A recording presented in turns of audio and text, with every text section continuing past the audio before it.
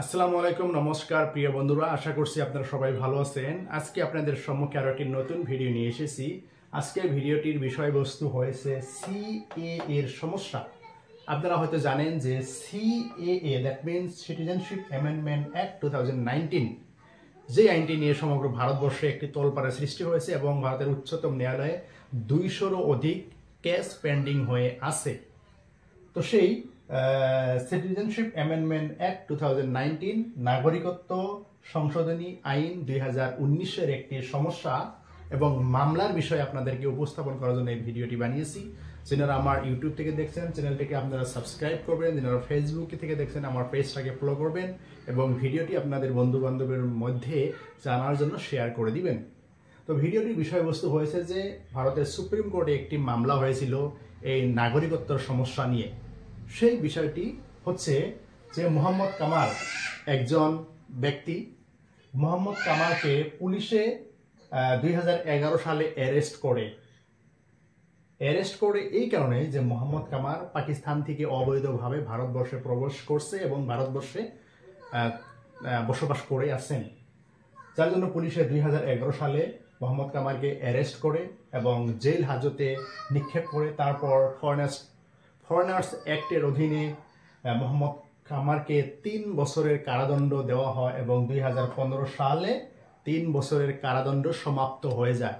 কারাদণ্ড সমাপ্ত হওয়ার পরেও মোহাম্মদ কামালকে জেল থেকে বের হতে দেওয়া হয়নি, কেননা সরকার বলছে যে মোহাম্মদ কামাল যেহেতু পাকিস্তানি নাগরিক, গতিকে তিনাকে জেল থেকে বের হতে দেওয়া যাবে না। এবং মোহাম্মদ কামালের পরিবারের লোকরা দাবি করেছে এবং রিট পিটিশনে উল্লেখ করেছে যে মোহাম্মদ কামালের জন্ম হয়েছিল 1959, ভারতবর্ষে জন্ম হয় এবং 1967 এবং 68-এ যখন মোহাম্মদ কামালের 7 থেকে 8 বছর বয়স ছিল তখন মোহাম্মদ কামাল মায়ের সঙ্গে পাকিস্তানে ভিসা নিয়ে যায়, কেননা পাকিস্তানে মোহাম্মদ কামালের কিছু রিলেটিভ ছিল। যখন মোহাম্মদ কামাল তার মায়ের সঙ্গে পাকিস্তানে যায় 7-8 বছর বয়সে, পাকিস্তানে যাওয়ার পর মোহাম্মদ কামালের মায়ের পাকিস্তানে মৃত্যু হওয়ার পর যেহেতু মোহাম্মদ কামালের বয়স 7-8 বছর, গতিকে পাকিস্তানের রিলেটিভরা মোহাম্মদ কামালকে আর ইন্ডিয়াতে আসতে দেয়নি। এবং তারপর যখন মোহাম্মদ কামাল ধীরে ধীরে বড় হয়ে গেল 1989 এবং 90, এই সনে মোহাম্মদ কামাল ইন্ডিয়াতে আবার ঘুরে আসার পর উত্তরপ্রদেশের একটি মেয়ে শেহনাজ বেগমকে বিবাহর পর সেখান থেকে 5 জন ছেলে মেয়ের জন্ম হয় এবং জন্ম হওয়ার পর 2011 সালে মোহাম্মদ কামালকে পাকিস্তানি নাগরিক হিসাবে সন্দেহ করে তাকে গ্রেপ্তার করা হয় এবং 2015 সাল ধরে জেলে ছিলেন এবং অনির্দিষ্টকাল এইভাবে জেলে থাকার জন্য মোহাম্মদ কামালের এই 5 সন্তানরা ভারতের সুপ্রিম কোর্টে হ্যাবিয়াস কর্পাস রিট পিটিশন এখন ফাইল করে এবং সেই ঘটনার বিষয়ে অনারেবল সুপ্রিম কোর্টকে অবগত করে এবং ভারত সরকারের পক্ষ থেকে পাকিস্তানের সাথে যোগাযোগ করা হয়েছিল যে মোহাম্মদ কামাল যেহেতু পাকিস্তানি নাগরিক, গতিকে ভারতবর্ষে অবৈধভাবে প্রবেশ করেছে, গতিকে মোহাম্মদ কামালকে আপনারা ফিরে নিন। তার মানে পাকিস্তান গভর্নমেন্টকে বলা হয়েছিল যে মোহাম্মদ কামালকে আপনারা আপনাদের দেশে ফিরিয়ে নিন, কিন্তু পাকিস্তান গভর্নমেন্টে সেটা নাকচ করে, যার ফলে মোহাম্মদ কামাল এইভাবেই জেলে আবদ্ধ হয়েছিলেন এবং 2022 সালে মোহাম্মদ কামালের সন্তানরা সুপ্রিম কোর্টে রিট পিটিশন ফাইল করে এবং রিট পিটিশন শুনানির পর সুপ্রিম কোর্টে কেন্দ্রীয় সরকারকে বলল যে সিটিজেনশিপ অ্যাক্টের যেহেতু কিছু টেকনিক্যালিটিস আছে, গতিকে সেই টেকনিক্যালিটিস থাকার জন্য একজন মানুষকে কতদিন জেলে আবদ্ধ করে রাখা যায়, এভাবে কেন্দ্রীয় সরকারকে প্রশ্ন করলো এবং কেন্দ্রীয় সরকারকে বলল যে মোহাম্মদ কামালকে লং টার্ম ভিসা দিয়ে ভারতে থাকার জন্য সুবিধা করা যায় কিনা। এইভাবে কেন্দ্রীয় সরকারকে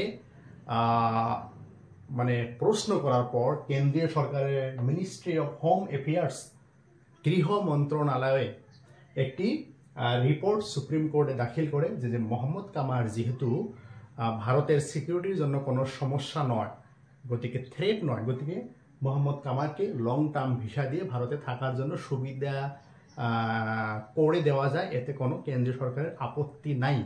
এইভাবে মোহাম্মদ কামারকে ভারতে থাকার জন্য লং টার্ম ভিসা দিয়ে থাকার জন্য সুবিধা করে দেওয়া হলো। এখন আসছি CAA 2019, সিটিজেনশিপ অ্যামেন্ডমেন্ট অ্যাক্ট 2019, নাগরিকত্ব সংশোধনী আইন 2019।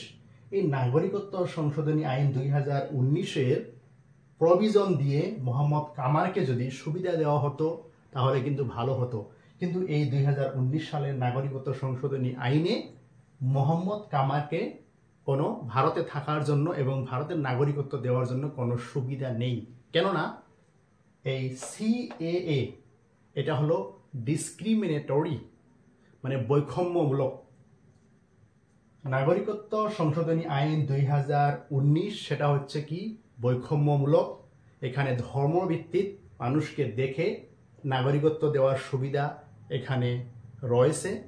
পাকিস্তান, আফগানিস্তান এবং বাংলাদেশ থেকে আসা হিন্দু, শিখ, বৌদ্ধ, খ্রিস্টান, জৈন, ফার্সি এই 6টি ধর্মর মানুষকে নাগরিকত্ব দেওয়ার জন্য সুবিধা করে দেওয়া হয়েছে, যিনারা 2014 সালের 31 ডিসেম্বরের আগে আফগানিস্তান, পাকিস্তান, বাংলাদেশ থেকে ভারত ভূমিতে অবৈধভাবে কোনো ডকুমেন্ট ছাড়াই যদি প্রবেশ করছে তাদেরকে নাগরিকত্ব দেওয়ার সুবিধা রয়েছে।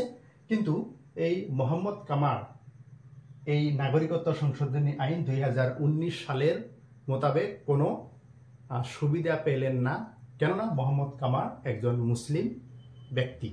গতিকে এই citizenship amendment act is a discriminatory act. এই আইনটা একটি বৈষম্যমূলক আইন, ভারতের সংবিধান বিরোধী। তো সুপ্রিম কোর্টের একটি মামলা দিয়ে আপনাদেরকে বোঝানোর জন্য চেষ্টা করছি।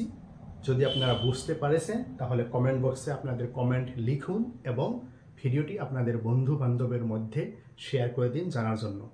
যদি ভিডিওটি ভালো লাগে লাইক, কমেন্ট, শেয়ার করবেন। ধন্যবাদ। শুভরাত্রি।